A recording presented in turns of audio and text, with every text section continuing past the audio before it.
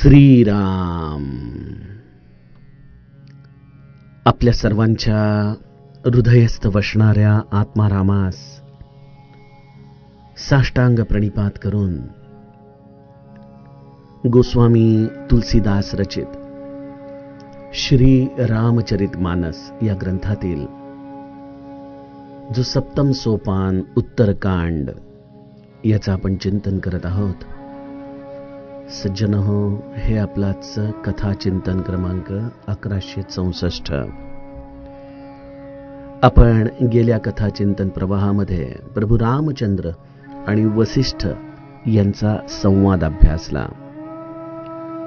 वसिष्ठांनी प्रभू रामचंद्रांच्या चरणी प्रार्थना केली की नाथ एक बर मागऊ, राम कृपा करी देहू, जन्म जन्म प्रभु पद कमल, कबहू घटय जनी नेहू. प्रभो, माझं जन्मजन्मांतरी सुद्धा आपल्या चरण कमली असलेलं प्रेम कधीही कमी होऊ नये असं वरदान आपण मला द्या. सज्जनो, वसिष्ठांनी आपल्याला साधनेची असलेली ही अंतिम पराकाष्ठा, जेव्हा साधन हे आपल्या अंतरंगात रोमारोमात इतकं मूर्तं की तिथं या प्रेमाची स्वाभाविक उत्पत्ती होते, अशी ही भगवंताच्या प्रेमाची उत्पत्ती होणं हाच त्यांचा परमकृपा आशीर्वाद आहे हे जाणून भगवंताला हेच मागितलेलं आहे. आणि आपण कालच्या अंतिम टप्प्यामध्ये एक प्रश्न श्री महाराजांनी जो आपल्याला सर्वांना विचारला आहे की उद्या जर प्रत्यक्ष रामराय आपल्या समोर उभा राहिला आणि माग म्हणाला तर काय मागाल? ही आपल्या मनाची तयारी या समस्त रामायणामधून झाली पाहिजे. अन्यथा एवढे प्रदीर्घ 1164 भाग ऐकल्यानंतरही रामाच्या जवळ दृश्य जगातली कुठली वस्तू मागायची जर इच्छा शिल्लक असेल तर मला वाटतं पुन्हा एकदा मंगलाचरणापासून रामायण वाचायला आम्ही सुरुवात केली पाहिजे.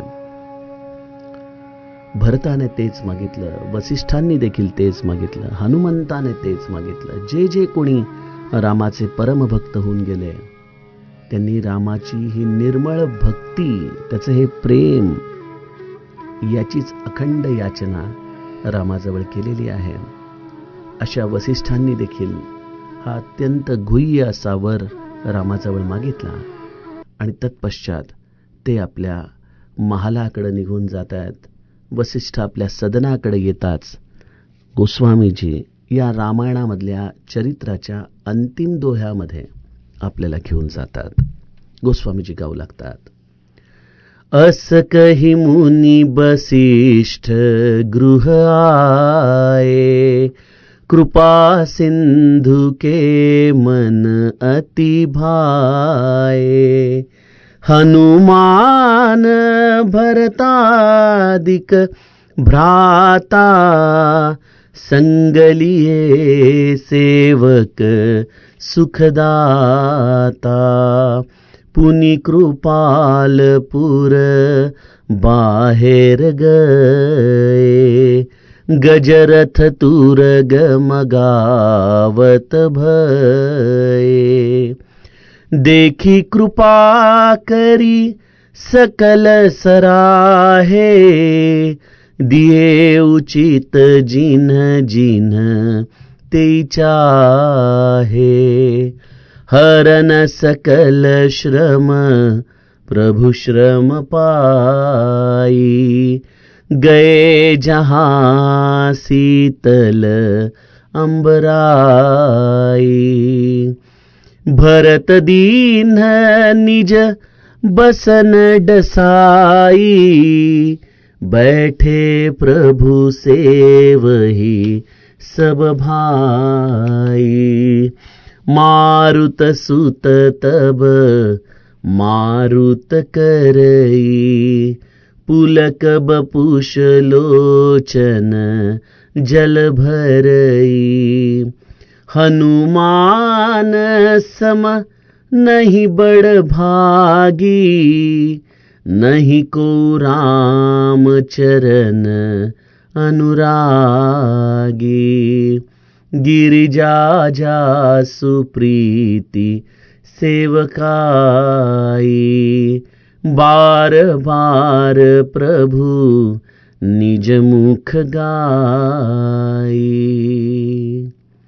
तेहि अवसर मुनि नारद आए करतल बीन। गावन लगे राम कल कीरति सदा नबीन। सियावर रामचंद्र प्रिय हो।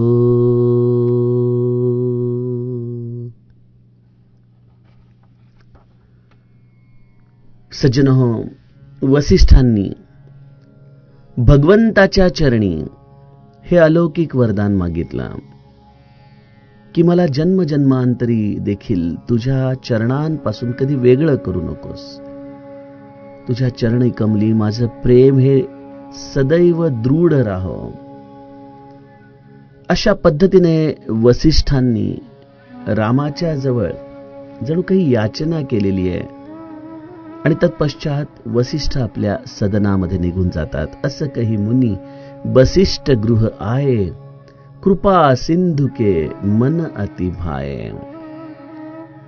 प्रभू रामचंद्रांनी वसिष्ठांची ही वचनं ऐकली आणि तत्पश्चात प्रभू रामचंद्रांच्या मनाला अत्यंत आनंद झालेला आहे.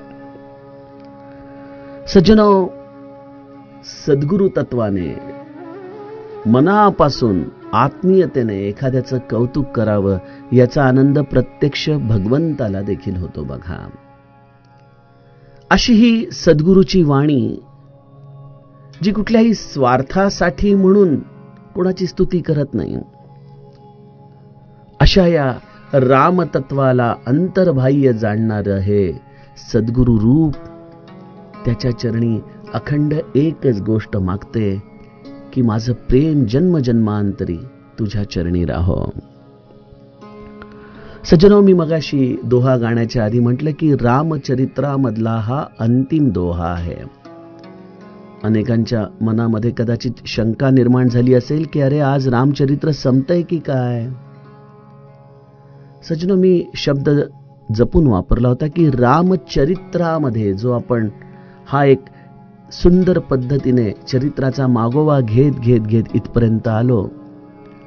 या चरित्राला इथं गोस्वामीजी विराम देतात आणि तत्पश्चात महादेव आणि माता पार्वतीच्या संवादातून आपण काकभुशुंडींच्या चरित्रामध्ये प्रवेश करणार आहोत.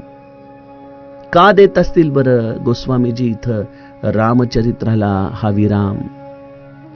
असं म्हटलं जाते की अयोध्येमध्ये प्रभू रामचंद्र 10,000 वर्षापर्यंत राज्य करत होते.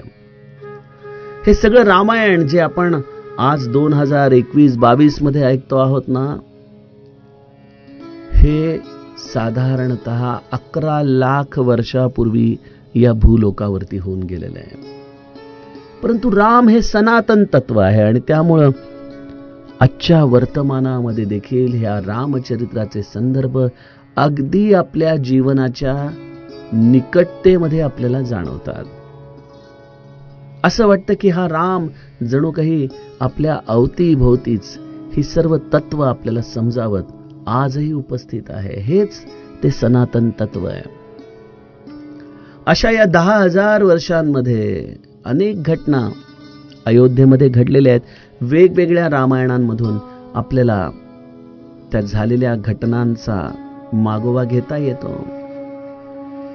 सगळ्यात मोठी घटना म्हणजे लवकुशाचा जन्म. त्यासाठी अयोध्येमध्ये एका परीटाच्या मुखातून आलेला संशय, त्यासाठी सीताजींचा प्रभू रामचंद्रांनी केलेला त्याग, वाल्मिकी ऋषींच्या आश्रमामध्ये सीताजींचं हे बाळांपण, मुलांचं संगोपन आणि तत्पश्चात एका टप्प्यावरती अश्वमेध यज्ञामध्ये प्रभू रामचंद्रांचा हा घोडा लवकुशाच्या द्वारे थांबवण्यात येतो. संघर्ष होतो, परंतु जेव्हा लवकुशाच्या समोर कोणाचीही शस्त्र टिकत नाहीत तेव्हा या 2 भावंडांना अयोध्येमध्ये अत्यंत आदराने बोलवण्यात येतं आणि प्रभू रामचंद्रांच्या समोर हे लवकुश आपली ही कथा गातात.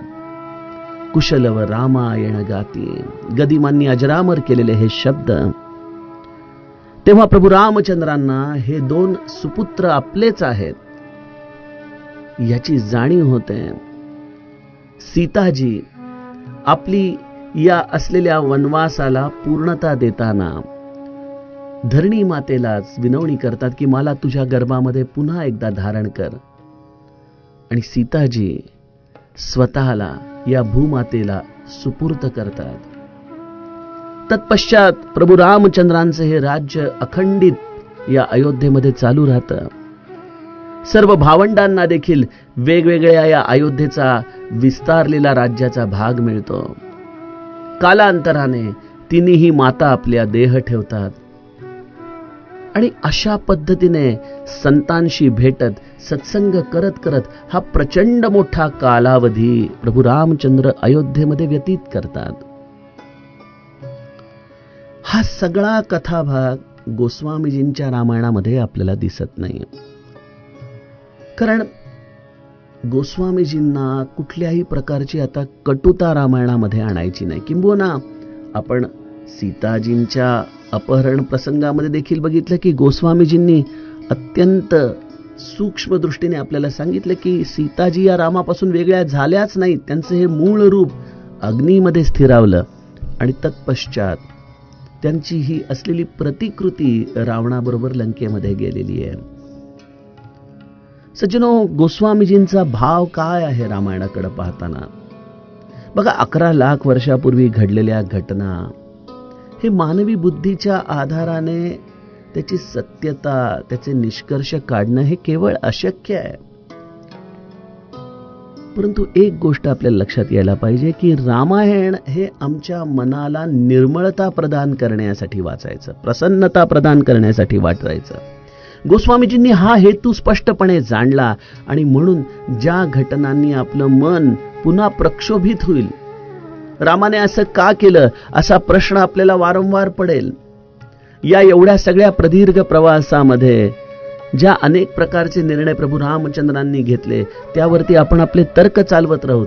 या सगळ्या गोष्टींना गोस्वामीजींनी तिलांजली दिलेली आहे. रामाचा राज्याभिषेक झाला आणि तत्पश्चात जे प्रमुख संत रामदर्शनाला आले त्यांची ही स्तुती, त्यांचा हा संवाद, असं करत करत करत गोस्वामीजी या 50व्या दोह्यामध्ये जेव्हा आपल्याला घेऊन येतात आणि तत्पश्चात एक नारद स्तुतीचा दोहा, या 2 दोह्यांच्या आधाराने गोस्वामीजी आपल्या रामकथेला विराम देत आहेत, या चरित्राला विराम देत आहेत. आणि याची काही संकेत गोस्वामीजींनी आपल्याला आजच्या चौपायांमधून दिलेले आहेत. मानस पियुषकारांनी या दोह्याचं बरंच चिंतन केलंय. प्रत्येकाने वेगवेगळ्या पद्धतीने आपापल्या अंतरंगातल्या रामाला सत्सत विवेक बुद्धीने विचारून त्याचा विस्तार लिहिलेला आहे. परंतु यामध्ये एक सामायिक धागा सापडतो की हा सर्व प्रसंग प्रभू रामचंद्र शरयूमध्ये स्वतःला समर्पित करण्याच्या आधी लिहिला गेलेला आहे. प्रभू रामचंद्रांनी आपलं आता हे अवतार कार्य अयोध्येमधलं जणू काही मनानेच विरामाच्या दिशेने न्यायचं ठरवलंय. ज्यांनी ज्यांनी लहानपणी जी रामायण सिरियल असायची त्याचं मनापासून दर्शन घेतलं असेल, मनापासून ज्यांनी ते आठवलं असेल, पाहिलं असेल, त्यांना तो प्रसंग निश्चित आठवत असेल की एका टप्प्यावरती लक्ष्मणाला प्रभू रामचंद्र दंड देऊन शरयूमध्ये स्वतःला समर्पित करायला सांगतात आणि जसा लक्ष्मण जातो तत्पश्चात प्रभू रामचंद्र देखील आपलं अवतार कार्य संपवतात. ते देखील स्वतःला शरयूमध्ये समर्पित करून टाकतात. ह्या प्रसंगाच्या आधाराने जणू काही गोस्वामीजी या सर्व चरित्राचा एक सुखद शेवट आपल्याला या 50व्या दोह्यामध्ये संकेत रूपाने सांगतायत. संकेत रूपाने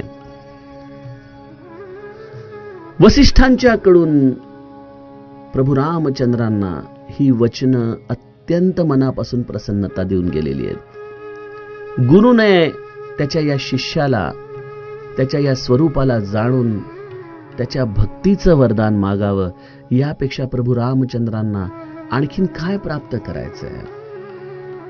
तत्पश्चात प्रभू रामचंद्र आपल्या सर्व सेवकांच्या समवेत हनुमंत, भरतजी इत्यादी बंधूंना बरोबर घेऊन नगराच्या बाहेर जातात. काय कारण असेल बाहेर पडण्याचं? ज्याप्रमाणे पांडवांचं देखील आपण सर्व राज्य जिंकल्यानंतर मनाची झालेली अवस्था बघितली. कशा पद्धतीने त्यांनी परीक्षिताकडे सर्व राज्य सोपवलं आणि सगळे पांडव कसे या वैराग्याला धारण करून हिमालयाच्या दिशेने निघून गेले. आता हा सगळा अयोध्येचा विलक्षण आनंदाचा सगळा राज्यकारभार मुलांकडे सोपवायचा आहे. त्यांच्या या सगळ्या राज्यकारभारामध्ये आता आपल्याला आपलं अवतार कार्य संपवायचं आहे. अशा रीतीने जणू काही प्रभू रामचंद्र नगराच्या बाहेर जात आहेत. तिथं त्यांनी हत्ती, रथ, घोडे सगळं काही मागवलेलं आहे. आणि आज अयोध्यावासियांपैकी ज्याला ज्याला ज्याची ज्याची म्हणून अपेक्षा आहे त्या प्रत्येकाला त्याची इच्छा आणि त्याची योग्यता याची सांगड घालत प्रभू रामचंद्र सर्वांची प्रशंसा करत जो जे वांछील तो ते लाहो या रूपाने भरपूर दान या हत्ती, रथ, घोडे या रूपाने अयोध्यावासियांना देत आहेत. बघा, ज्यांचं समस्त जीवन हे केवळ देण्यासाठी आहे, ज्यांनी कधीही कुठलीही गोष्ट कोणाकडे मागितली नाही, असं हे रामचरित्र आहे, असं हे रामदास आहेत त्याचे. ज्यांना निस्पृहता शिकवावी लागत नाही, ती त्यांच्या रोमारोमामध्ये या रामचंद्रांच्या कृपेने सामावलेली असते. त्यांना केवळ देणं माहिती आहे, घेणं हा विषय त्यांच्यासाठी कधी नाहीच. असा हा रामराया प्रत्येकाला मनापासून दान करतोय.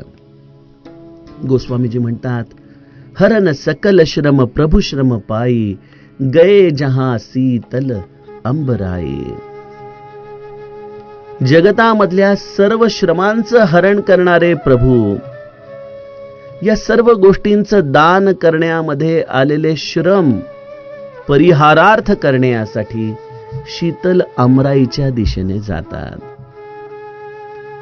बघा, आम्ही सगळी मंडळी प्रपंचामध्ये काबाड कष्ट करतो ते काहीतरी मिळवण्यासाठी, काहीतरी प्राप्त करण्यासाठी. त्या प्राप्तीमध्ये आम्हाला एवढे विलक्षण श्रम होत असतात. भगवंताला देखील श्रम आहेत, परंतु प्राप्तीचे नाही, देण्याचे आहेत. दोन्ही हातांनी भरभरून हा राम आपल्या या सर्व अयोध्यावासियांना आपली एक एक खूण या रूपाने या गोष्टी प्रदान करतोय. आणि त्या या रामाचं जे खरं रूप आहे, जे प्रत्येकाच्या असलेल्या कष्टांच्या श्रमाचं हरण करतं, असा रामराया देखील या सर्व कार्याच्या पश्चात श्रमपरिहारार्थ शीतल अमराईकडे जातोय. ही शीतल अमराई याचा संकेत मानस पियुषकार वैकुंठ या रूपाने करतात.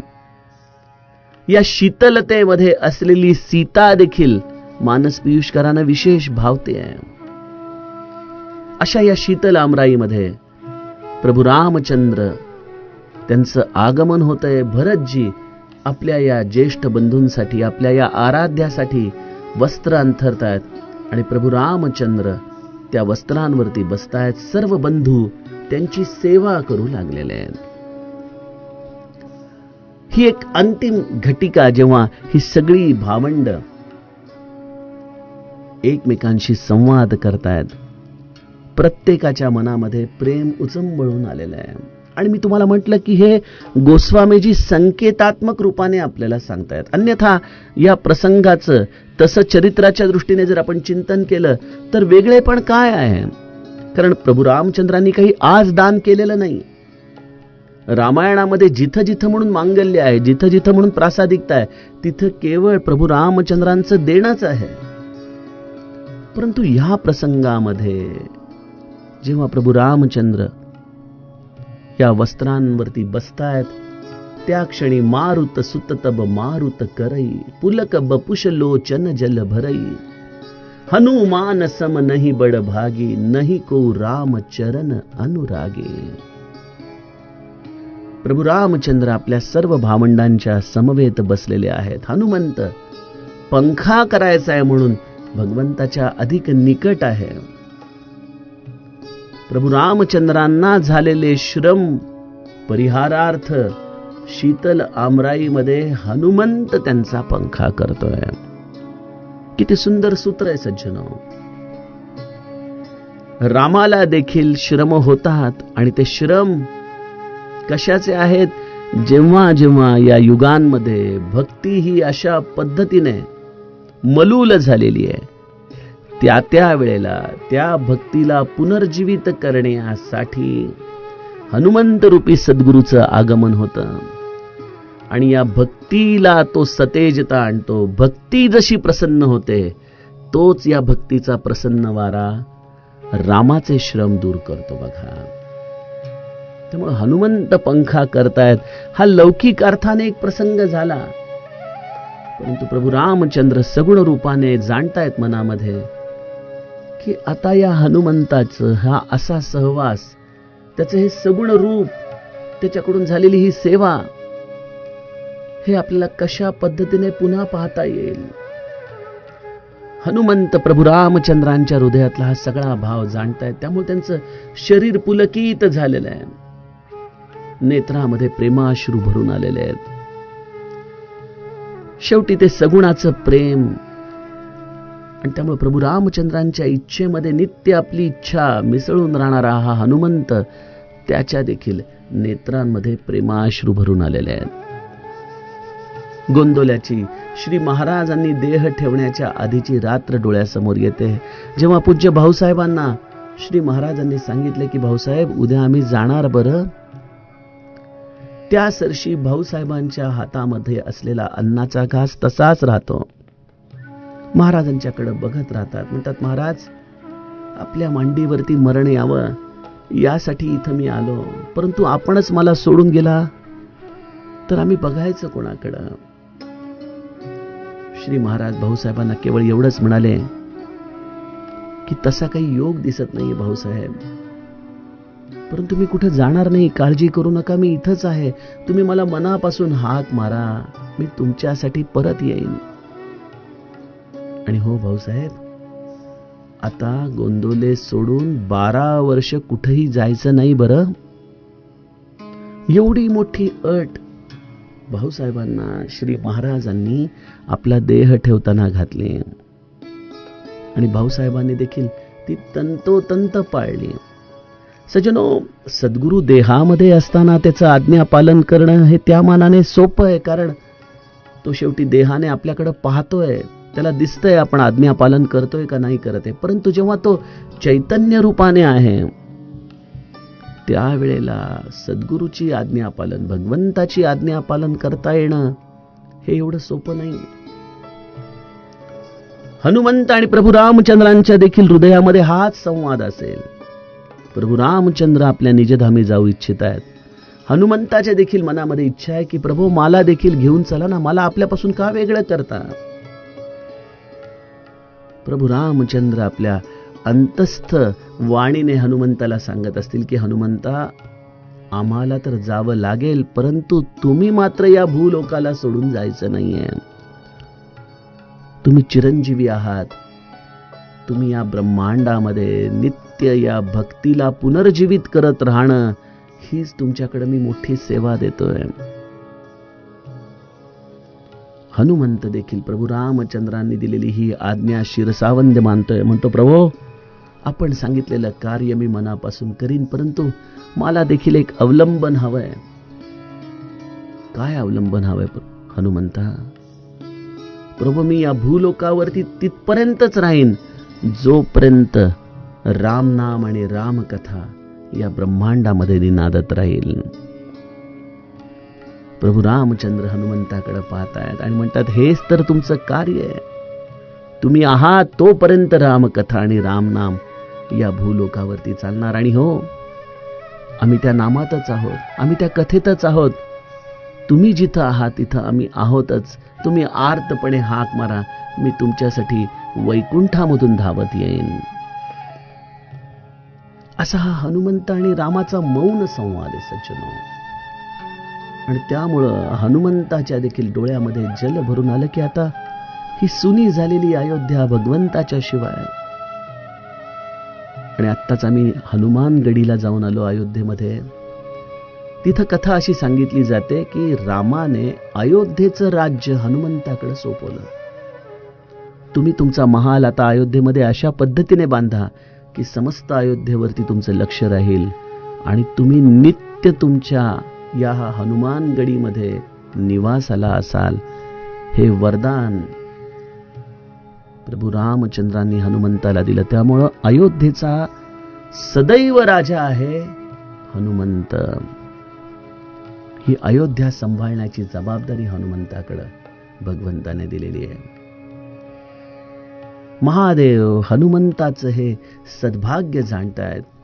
खरं तर तेच महादेव हनुमंत रूपाने हा सगळा रामाचा प्रेम प्रसाद अनुभवतायत.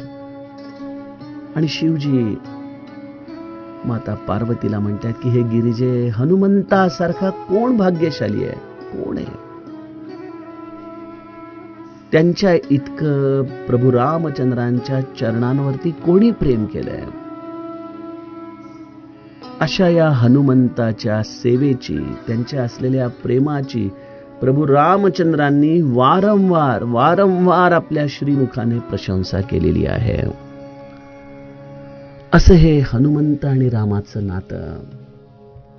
प्रभू रामचंद्र आपलं हे अवतार कार्य समाप्त करण्याच्या आधी आपल्या सर्व भावंडांना त्यांच्याबरोबर राहून एक सत्संग करतायत, हनुमंताचा सहवास प्राप्त करतायत. सगुणाने त्यांची ही असलेली सेवा अत्यंत मनापासून स्वीकारतायत. आणि हे हनुमंत आपल्या हृदयामध्ये जाणतोय की आता ही रामकथा, या सगुण चरित्राला प्रभू रामचंद्र विराम देऊ इच्छित आहेत. गोस्वामीजींची देखील लेखणी आता या रामकथेच्या आधाराने काकभूषुंडींच्या चरित्रात जाणार आहे. आणि म्हणून हनुमंताच्या देखील डोळ्यामध्ये प्रेमाश्रू भरून आलेत. हा आहे संकेत रामकथेचा. आज वसंत पंचमी आहे ना, माता सरस्वतीची ही अपार कृपा असते. तेव्हाच या संकेतात्मक गोष्टींचा अर्थ गुरुकृपेने आपल्या हृदयामध्ये उमलू शकतो, आपल्याला कळू शकतो. आणि अशा या एका भावविश्वामध्ये गोस्वामीजी आम्हाला घेऊन जात आहेत. हनुमंताचं वर्णन महादेव करतात आणि त्याच वेळेला हातामध्ये वीणा घेऊन नारद मुनी प्रभू रामचंद्रांना भेटायला आलेले. तेही अवसर मुनी नारद आये करतल बीन, गावन लगे रामकल कीर्ती सदा नबीन. नारद मुनी हातामध्ये वीणा घेऊन प्रभू रामचंद्रांचं सुंदर आणि नित्य नवं असलेलं हे चरित्र, त्यांची ही कीर्ती भगवंताच्या समोर येऊन गाऊ लागतात. बघा, बालकांडामध्ये प्रभू रामचंद्रांच्या प्रागट्याची सर्वप्रथम कथा कोणाची आहे? जरी महादेवाने जय विजयाची कथा, हिरण्याक्ष हिरण्यकश्यपूची कथा संक्षेपाने सांगितली असली तरी रामजन्माच्या प्रमुख हेतूमध्ये जी मुख्य कथा सांगितली जाते तो नारद मोह प्रसंग आहे. परित्राणाय साधूनां विनाशाय च दुष्कृतां धर्म संस्थापनार्थाय संभवामी युगे युगे. अशा या साधू वृत्तीचं परित्राण करण्यासाठी रामाने जन्म घेतला. हेच नारद मोह प्रसंगामधून आपल्याला कळतं. तेच नारद अरण्यकांडामध्ये प्रभू रामचंद्रांच्या चरित्राच्या या एका मध्यवर्ती भूमिकेमध्ये येऊन त्यांची कथा गातात. प्रभू रामचंद्र राजगादीवरती बसल्यानंतर नारद नित्य अयोध्येमध्ये येत आहेत आणि तेच नारद हातामध्ये वीणा घेऊन आता या चरित्राच्या अंतिम टप्प्यामध्ये देखील प्रभू रामचंद्रांची सुंदर आणि नित्य नवी कीर्ती गात आहेत. बघा, आपण देखील आपल्या उपासनेमध्ये म्हणतो ना की नित्य नवा आनंद ओवाळीता श्रीमुख. तोच राम, तेच नारद, परंतु त्यांची ही कीर्ती नित्य नवा आनंद या ऐकणाऱ्यांना आणि भगवंताच्या हृदयाला देत आहे. असे नारद प्रभू रामचंद्रांची कीर्ती गातात आणि गोस्वामीजी या रामचरित्रामधून आपल्याला काकभूषुंडींच्या चरित्राकडे घेऊन जातात. असा हा उत्तरकांडामधला एक सुंदर संगम आज आपण वसंत पंचमीच्या पवित्र दिवशी गुरुकृपेने अभ्यासला. सज्जनो, यातील पुढील कथाभाग आपण उद्याच्या कथाप्रवाहामध्ये बघूयात. जानकी जीवन स्मरण जय जय राम.